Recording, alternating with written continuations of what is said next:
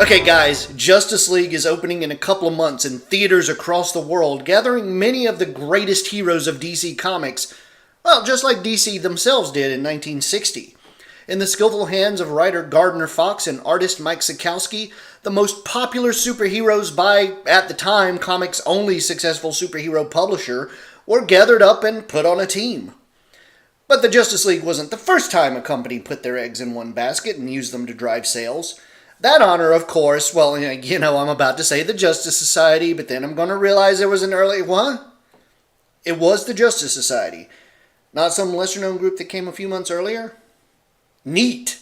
Gathered in the Justice Society club rooms for their first meeting are the mightiest champions of right and justice in the world.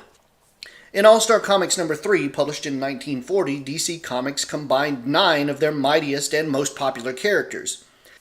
In a sense, it was also the first intercompany crossover because 4 of the heroes, Dr. Fate and the Spectre from More Fun Comics and Sandman and Hourman from Adventure Comics, were from national publications, and 5, Flash and Hawkman, along with mascot Johnny Thunder from Flash Comics, and Green Lantern and the Atom from All American Comics were published by All American Publications. At the time, though they shared owners, those were 2 separate companies, but this didn't stop them from creating the first and one of the greatest superhero teams. Over time, other great characters from Starman to Wonder Woman, Mr. Terrific to Black Canary would join the team. Even Batman and Superman were on the roster, although they seldom appeared with the team. And it was a successful idea. The Justice Society's run in All-Star Comics lasted until 1951. By which time the individual features of all its members except Wonder Woman had long since been replaced with war comics or westerns. And this being the golden age when you couldn't flip 2 pages without finding yet another knockoff of Tarzan, Mandrake, or Flash Gordon, you just know a formula this hot was going to be repeated over and over, and it really wasn't. I talked a couple of months ago about big gatherings of heroes in the golden age, and how occasionally all of a publisher's top stars might get together for a single titanic tale.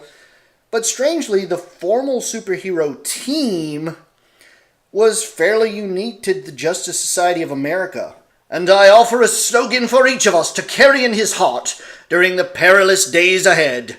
Woe to all workers of evil. DC's predecessor, National Comics, created a second team in Leading Comics number 1, the 7 Soldiers of Victory. Green Arrow and Speedy, the Crimson Avenger, Shining Knight, Vigilante, the Star-Spangled Kid, and Stripesy. A fun little title in its own right, but not gaining the momentum of the JSA. Now, Bullet Man, Bullet Girl, Captain Marvel Jr., and Minuteman belonged to the Crime Crusaders Club in Master Comics number 41, but this team only appeared once.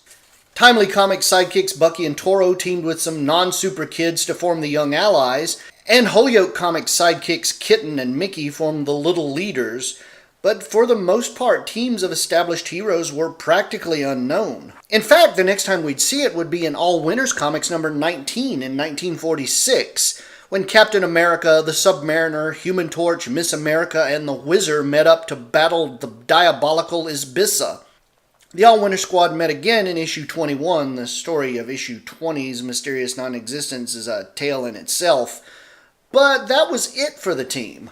A shame, since it had a dynamic unique from the Justice Society. Both involved the heroes meeting, then splitting up to tackle individual elements of a problem in singles or pairs. But the All-Winner Squad gave us something the JSA didn't. Internal conflict. Roman? Obviously a Confederate. I suppose his name spelled backwards doesn't make sense either. Roman Namor. Namor! Submariner! That's your name! Namor, are you working with this Isbissa guy?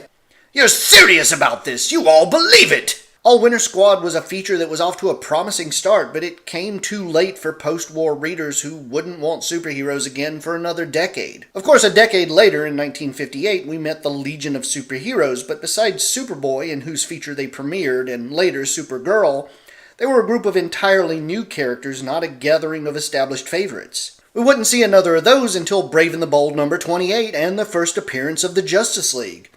In the Silver Age of comics, when superheroes were coming into prominence once more, the idea of bringing DC's shining stars into a team again seemed like a natural. So successful was the Justice League that Marvel publisher Martin Goodman up till then content to get by on monster comics and westerns, got his best men, Stan Lee and Jack Kirby, to come up with a superhero team for Marvel to publish. What they brought back, of course, was fantastic, but not the greatest hits record Goodman was probably looking for. However, this new dawn for Marvel led to some of the greatest superheroes of all time, and shortly to the Avengers, a team like the Justice League, comprised of some of the all-time best. DC would hit it again by teaming up their sidekicks in 1964 as the Teen Titans, and Archie would get into the act by forming their on and off again roster of superheroes into the Mighty Crusaders in 1965. And from that point on, teams of established heroes were practically a requirement, from the Defenders to the All-Star Squadron, the Champions to the Freedom Fighters, and all thanks to a little idea somebody had in 1940. No surprises here. The Justice Society gave us the Justice League, and that's the Justice League's Golden Age influence.